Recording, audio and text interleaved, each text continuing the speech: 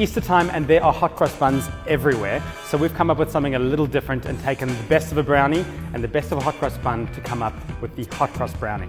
So first of all, I'm just going to melt some butter in a saucepan and some dark chocolate. And just put that over low heat so you're not going to burn the chocolate. We've melted that butter and chocolate really gently, just so the chocolate doesn't seize. And then just remove that from the heat and let it cool so that we can get into the mixture. So while that's cooling, we can get all of our dry ingredients, some flour, and we're using quite a bit of cocoa so it's nice and rich. Get that in there.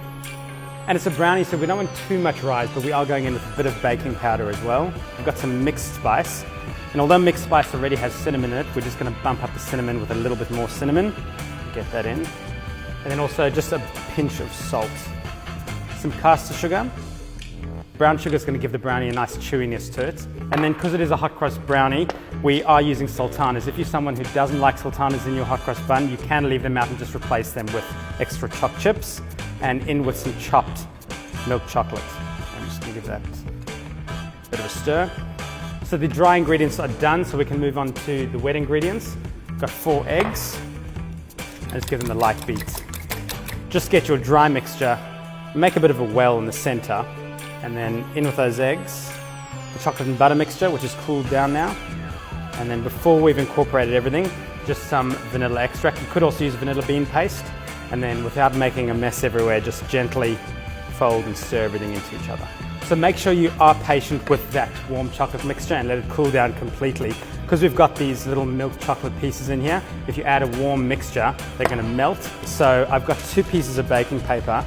And we're going to go through the length of the tin, and that way when we lift up the sides, we're going to get the whole brownie out at the same time on both sides. And now straight into your prepared pan.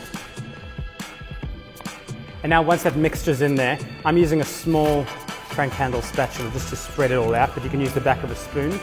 And we're going into the oven at 160, so it is a bit lower for a brownie. We're going to bake it nice and slowly, and that way the rise is going to be quite even. And we're going to go for about 40 minutes until the center is a little bit wobbly, but the edges are set. So the brownie's baked, and what I've done is I've chilled it for a couple of hours, and that way it's going to make it a lot easier to slice into perfect squares.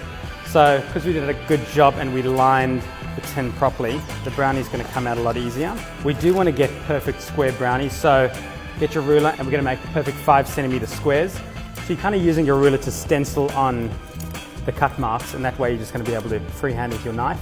Okay, now off the baking paper.